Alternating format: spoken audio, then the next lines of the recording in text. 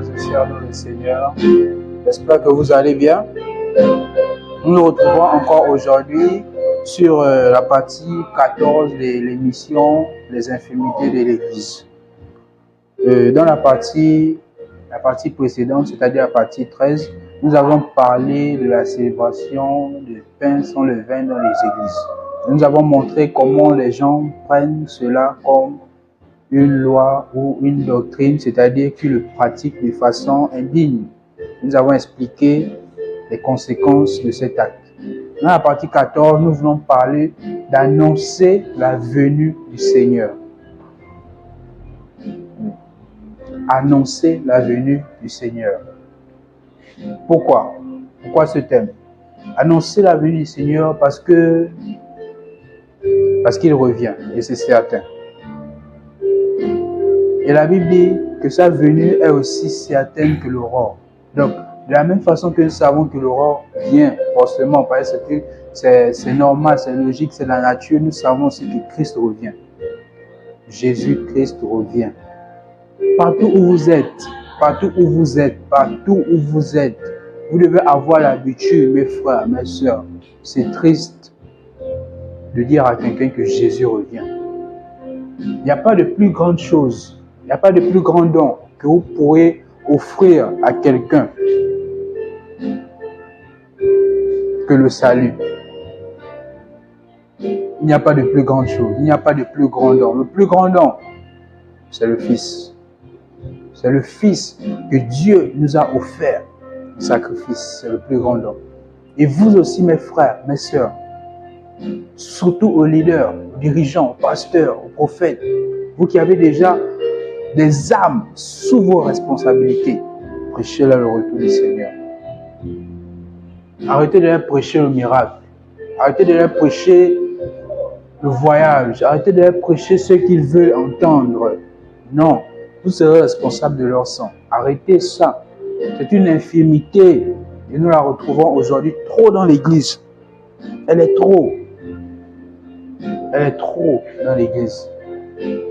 Vous faites la même chose que les païens, les charlatans. Lorsque quelqu'un va chez un charlatan, c'est pour que le charlatan lui dise ce qu'il veut entendre.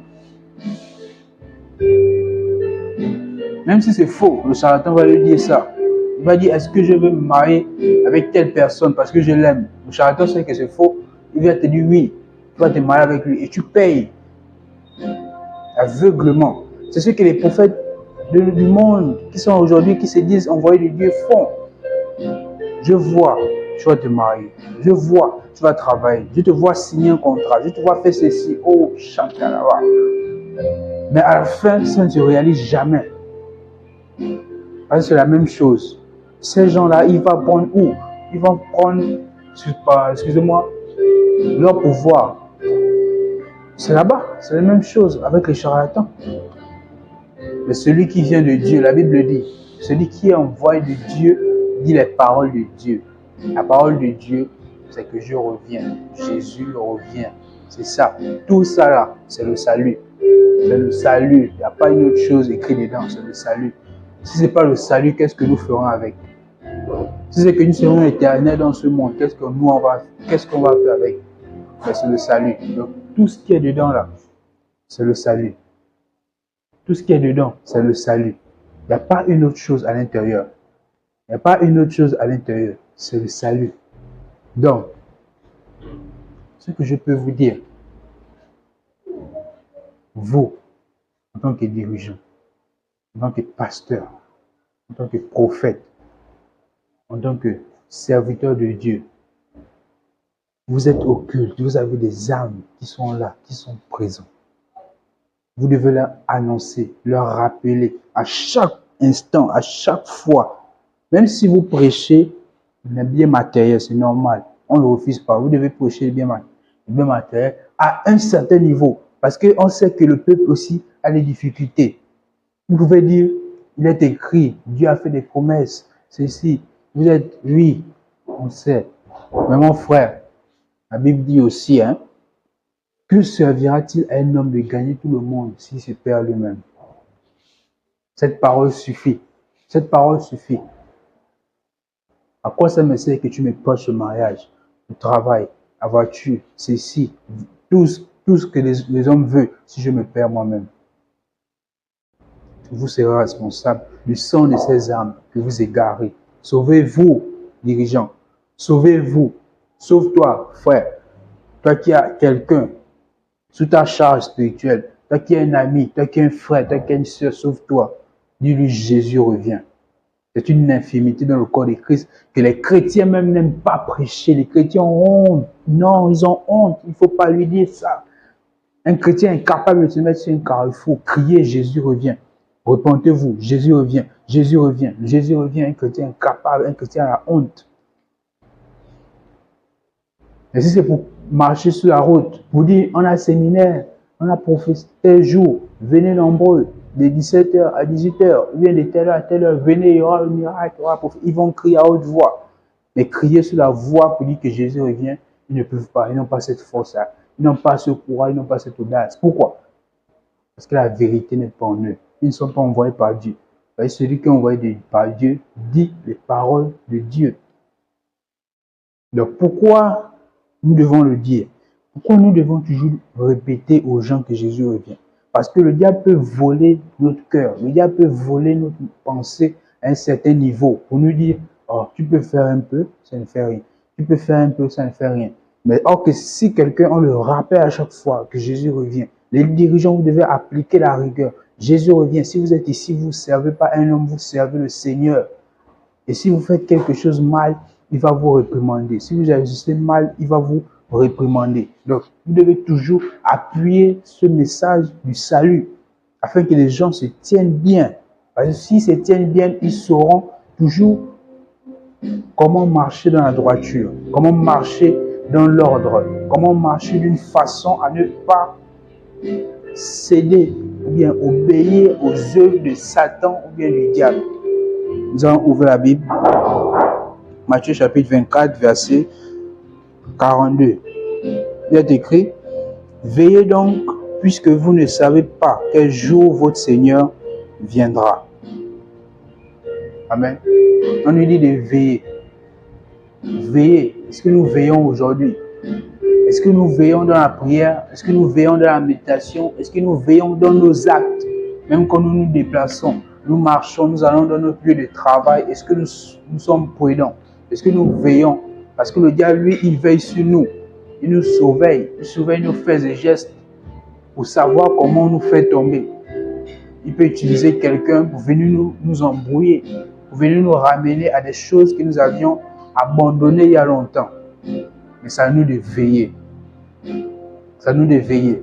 Donc, les leaders, les dirigeants doivent toujours appuyer sur le message, ce message du salut. Vous devez toujours appuyer ce message pour dire aux fidèles, pour dire aux bien-aimés dans le Seigneur que Jésus revient. Veillez. Veillez sur vos âmes. Veillez sur votre vie chrétienne. Tenez-vous toujours bon. Même si nous sommes ensemble ici, mais le jour du jugement, nous serons dispersés. Chacun sera seul devant le Seigneur afin de rendre compte de ses actions. Donc, dirigeants, vous devez vous sauver des âmes de vos fidèles. Sauvez-vous des âmes de vos fidèles en leur montrant le chemin. Même si vous leur prêchez aussi les biens matériels pour apaiser le cœur de l'homme, mais vous devez leur montrer par-dessus tout le chemin de la vie. Et ce message doit être répété. La parole de Dieu ne se périme pas pour dire que non, nous avons trop prêché ça ici. Non, parce qu'il y a des gens qui disent cela. On a prêché le message du salut une fois, c'est tout. Mais pourquoi le message des prophéties ne périme pas aussi? On n'est pas fatigué de prêcher ce message. Comme les charlatans qui sont là pour dire aux gens ce qu'ils veulent entendre. C'est la même chose, le même business, le même commerce qui est sorti du monde, qui est entré aussi dans l'église et qui vient créer une infirmité dans l'église, dans le corps de Christ. Repentez-vous de ça. Et si vous qui êtes dévanciers, ou vous qui êtes à la tête de l'église ou de l'assemblée chrétienne, je vais dire, parce que c'est Christ qui est la tête de l'église, vous qui êtes la tête de l'assemblée chrétienne, du rassemblement des frères et sœurs en Christ, si vous ne prêchez pas le salut, vous-même vous avez la honte de dire à quelqu'un que Jésus revient. Ce n'est pas ceux qui sont assis qui vous suivent, qui vont le dire. Et cette paresse, cette flemme, ça vient aussi de vous. Ce qui fait que nombreux chrétiens aujourd'hui, ils n'ont pas le courage de dire à quelqu'un que Jésus revient. Ils n'ont pas le courage de crier au bord de la voie, répentez-vous, Jésus revient. Il ne peut pas annoncer le retour du Seigneur. Non, la honte. Mais il peut inviter quand même quelqu'un à l'église pour venir assister au séminaire. Mais il ne peut pas prêcher le retour du Seigneur. Pourquoi? Parce que la vérité n'habite pas en lui. Celui qui a la vérité en lui prêche la vérité. Mais comme c'est le mensonge, c'est la distraction qui habite en eux et ils ne sont pas envoyés par Dieu. Sinon, ils auraient dit. Ils auraient dit les paroles de Dieu. Nous allons ouvrir le livre de Philippiens. Philippiens chapitre 3. Philippiens chapitre 4, autant pour moi, verset. Philippiens chapitre 2, verset 10. Afin qu'au nom de Jésus, tout genou fléchisse dans les cieux, sur la terre et sous la terre. Afin qu'au nom de Jésus, le nom du salut, le nom qui sauve, le seul nom qui peut donner la vie, le seul nom au travers lequel les genoux dans le ciel, sur la terre et sous la terre peuvent fléchir. C'est le nom de Jésus. Et ce nom-là, on nous cache ça dans les églises. Comment voulez-vous que nous soyons sauvés? Comment voulez-vous sauver des âmes perdues si vous cachez ce nom-là? Si vous ne prêchez pas en ce nom, vous ne baptisez pas en ce nom, vous ne priez pas en ce nom, vous ne chantez pas en ce nom. Mais quelle vérité voulez-vous montrer? Quel salut voulez-vous montrer? Donc ça veut dire que votre salut c'est sur la terre. C'est pour ça que je comprends pourquoi vous profitez. Parce que c'est ici votre gloire. Votre gloire est sur la terre. C'est à cause de ça que vous profitez pendant que vous êtes encore sur la terre. Vous escroquez, faites des fausses prophéties qui ne se réalisent pas. Vous prenez de l'argent aux gens parce que votre gloire est sur la terre. Je comprends votre système. Parce que celui dont la gloire n'est pas ici, il parle de la gloire d'en haut, afin que les autres qui sont autour de lui, eux aussi puissent bénéficier ou entrer dans cette gloire. Afin qu'au nom de Jésus, tout genou fléchisse. Il y a plusieurs raisons pour lesquelles nos pasteurs, nos frères, nos dirigeants ne prêchent pas ce nom-là. Parce que c'est le nom de la vérité, c'est le nom de la doctrine réelle, de la sainte doctrine. Donc s'ils ne prêchent pas la vérité, ne prêchent pas la réelle doctrine, c'est parce qu'ils ont peur. Ils ont peur qu'en prêchant ce nom, leur business ne marche plus ou leur fétiche soit détruit parce que nombreux travaillent avec des esprits, tels que des esprits de Python. Mais ils ont peur parce qu'ils savent qu'en ce nom, tout genou fléchit. Donc même leur magie va fléchir. Leur esprit qui les anime aussi va fléchir. Mais vu qu'ils ne veulent pas se repentir, ils sont obligés de supprimer ce nom de leur vocabulaire, de leur Bible. Parce que je remarque qu'ils ont leur Bible à eux. Parce que ce qu'ils disent, ce que nous prêchons et ce qu'eux ils prêchent, c'est pas la même chose. Pourtant, on lit la même Bible. Donc ça veut dire que leur Bible, il y a une petite modification à l'intérieur. Et lorsqu'on se voit, on s'appelle frère, on s'appelle sœur. Alors que nous ne sommes pas frères, nous ne sommes pas sœurs, nous n'adorons pas le même Dieu. Donc repentez-vous, prêchez aux âmes la vie, la vérité. Les âmes sont assoiffées, elles cherchent à être nourries, elles cherchent à être sauvées. Mais s'il n'y a personne qui prêche la vérité, comment les gens seront sauvés? Comment les gens seront apaisés? Les gens font des voyages, les gens sont prêts à dépenser leur argent parce qu'ils ont besoin de la vie, mais ils ne trouvent pas. Or que vous connaissez la vie, mais vous ne montrez pas la vie aux gens. Le Seigneur pouvait dire aux pharisiens, vous êtes des hypocrites. Parce que vous connaissez le chemin qui mène à la vie, vous n'entrez pas. Et par égoïsme, vous aussi vous empêchez ceux qui veulent entrer d'entrer. Ça, c'est déjà un acte diabolique. Vous-même, vous ne voulez pas avoir le salut. Vous êtes prêt à périr dans l'enfer et vous voulez conduire aussi les autres avec vous. Mais d'où vient cette pensée? Cette pensée vient de Satan, le diable. Parce qu'il sait que lui-même, il n'entre pas au ciel. Donc, il veut aussi empêcher ceux qui vont entrer au ciel.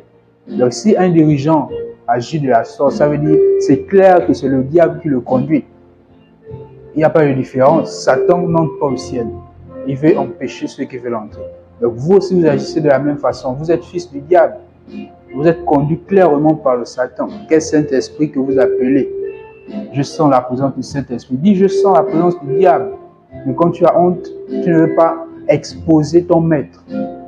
Mais nous n'avons pas honte de dire Jésus. C'est pour ça que ceux qui sont dans la vérité ne doivent pas avoir honte de dire le nom de Jésus. Parce que les francs-maçons ont honte de dire le nom de leur maître. Et Satan lui-même, comme c'est quelqu'un, c'est un peu heureux, lui aussi il est dans la honte, donc ça ne lui dit rien. L'important pour lui, c'est que tu l'adores. Mais Jésus veut qu'on lui publie publiquement. On ne doit pas avoir honte de son nom. Les serviteurs du diable, ils ont honte de dire, je sens la présence du diable. Je sens la présence de Satan. Sois guéri au nom de Satan. Ils ont peur. Je dis ce nom parce que les gens vont fuir. Pourquoi les gens fuient? Parce qu'ils savent que c'est Jésus la vérité. Mais ils ne connaissent pas le chemin. Donc repentez-vous de dire des mensonges aux gens si vous avez pitié de vos âmes. Si vous voulez périr, périssez seuls et épargnez ceux qui veulent être sauvés. Merci beaucoup. Que le Seigneur vous bénisse. Amen.